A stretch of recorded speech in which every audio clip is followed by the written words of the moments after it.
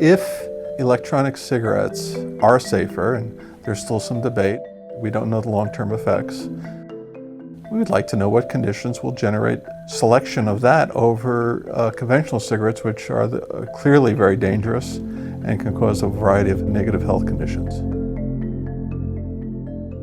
Because of the concerns of electronic cigarette use by teenagers, they've eliminated flavors in a variety of circumstances and conditions. Well, what does that do to people's preferences for different tobacco products, particularly if there is somebody that already uses electronic cigarettes? With public policy, you want to know what's going to happen first. You want to be informed by science. So what we want to do is create an opportunity where we could experimentally manipulate the availability of different products through our experimental tobacco marketplace. We have smokers and other tobacco users come in. We then endow them with as much money as they typically spend on tobacco products. And then we sit them down in front of a computer that has an online shopping sort of interface. And we control all the products and we control all the prices.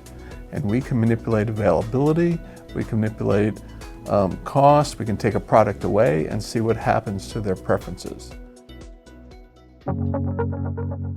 A typical ETM experiment has 5 session types: assessment session, sampling period, ETM session, purchased product use, and a follow-up session. After providing informed consent, participants will complete an assessment session consisting of a variety of tasks and questionnaires. These assessments will obtain participant characteristics that may be used to interpret experimental findings. As an additional part of the assessment session, participants will complete a preference assessment.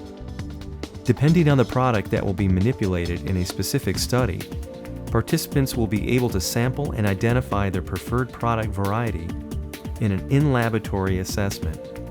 The preferred variety will be available throughout the study. Participants will receive a supply of their chosen product. They are instructed on product usage and encouraged to try each product as often as necessary to be familiar with the taste and subjective effects. Participants might also be provided with a sample of a single unit of their alternative product choice per category to use at home. The goal of sampling is to provide participants with the experience of using products which they may be unfamiliar with. The ETM is a custom-built, realistic virtual store that mimics the real-world tobacco marketplace, where purchases can be made among various tobacco products differing in prices, flavors, nicotine concentration, and taxes and subsidies. Typically, product selection is customized to include the participant's usual cigarette brand and preferred products. Each product has the price displayed along with an image and a brief description of the product. We ask participants to purchase individual units, for example a single cigarette, from the marketplace and not full packages.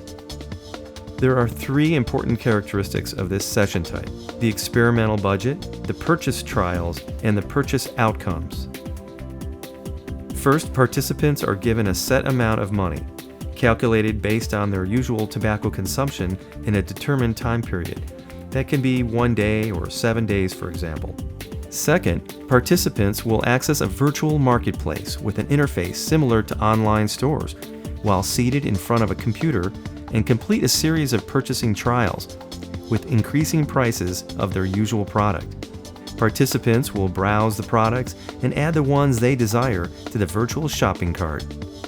Third, participants are informed in advance that one of their purchasing scenarios will be realized. This motivates participants to make all decisions as if they were actually purchasing the products they select. At the end of the session, the participant will receive the products of one randomly chosen purchasing trial and a dollar amount equal to their unspent budget.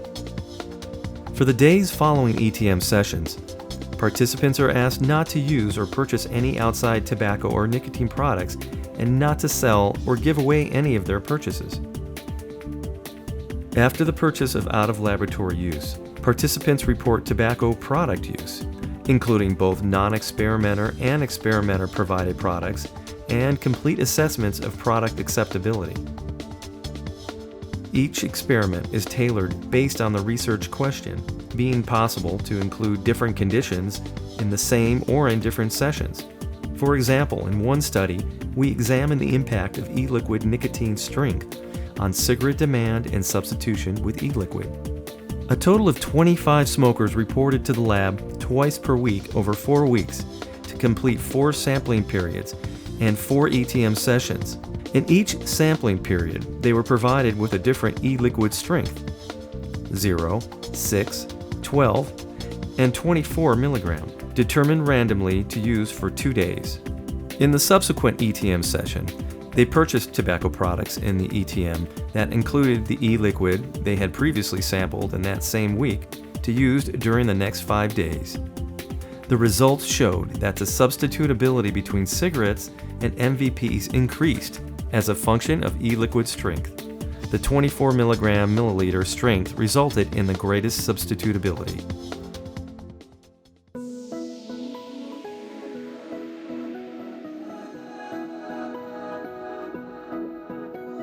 We all know there's been an explosion of a variety of different tobacco products, and the FDA and people involved with the regulatory control of tobacco products are posed with important questions.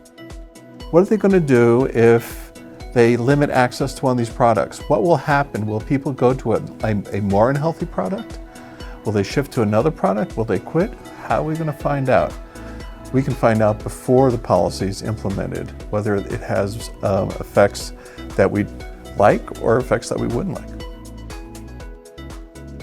We were very fortunate that we got some initial support from the ITC group to do some pilots to find out that this methodology works, and we've been working on it hard ever since.